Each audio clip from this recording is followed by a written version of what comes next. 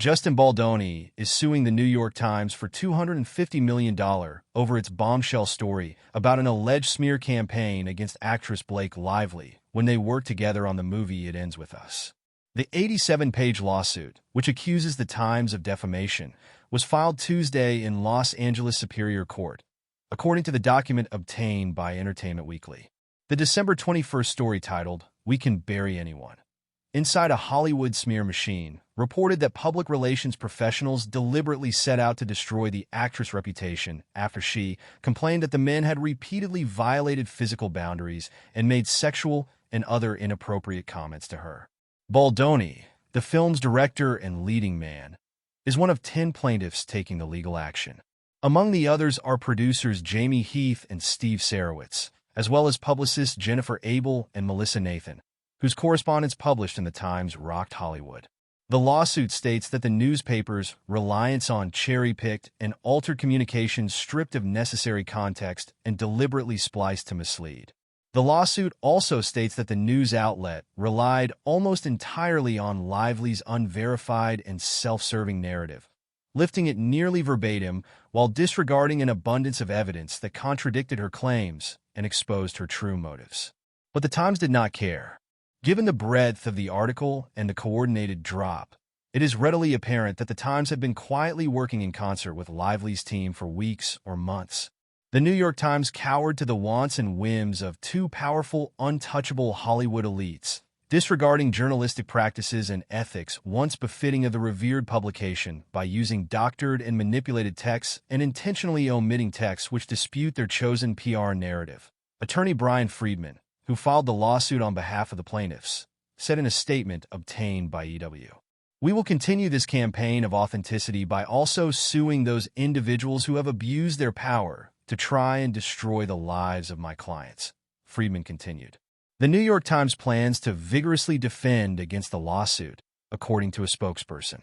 The role of an independent news organization is to follow the facts where they lead, Danielle Rhodes-Ha, New York Times Senior Vice President, External Communications, said in a statement to EW. "Our story was meticulously and responsibly reported. It was based on a review of thousands of pages of original documents, including the text messages and emails that we quote accurately and at length in the article.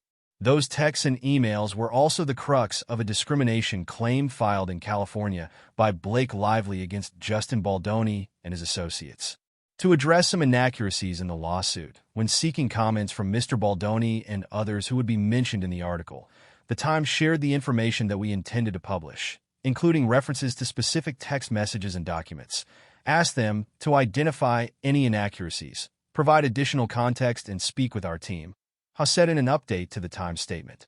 Mr. Baldoni, Wayfarer, and the other subjects chose not to have any conversations with the Times or address any of the specific text messages or documents, and instead emailed a joint response, which was published in full.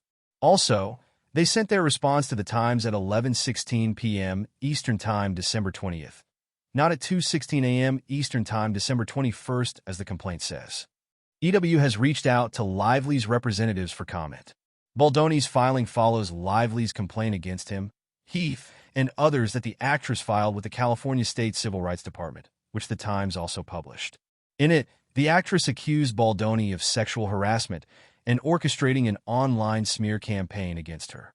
She also said that the filmmakers had failed to investigate her complaints. "I hope that my legal action helps pull back the curtain on these sinister retaliatory tactics to harm people who speak up about misconduct and helps protect others who may be targeted," Lively told the Times. At the time, Friedman said in part, "It is shameful that Ms. Lively and her representatives would make such serious and categorically false accusations against Mr. Baldoni, Wayfarer Studios, and its representatives as yet another desperate attempt to fix her negative reputation, which was garnered from her own remarks and actions during the campaign for the film. Interviews and press activities that were observed publicly, in real time and unedited, which allowed for the internet to generate their own views and opinions. These claims are completely false, outrageous, and intentionally salacious, with an intent to publicly hurt and rehash a narrative in the media.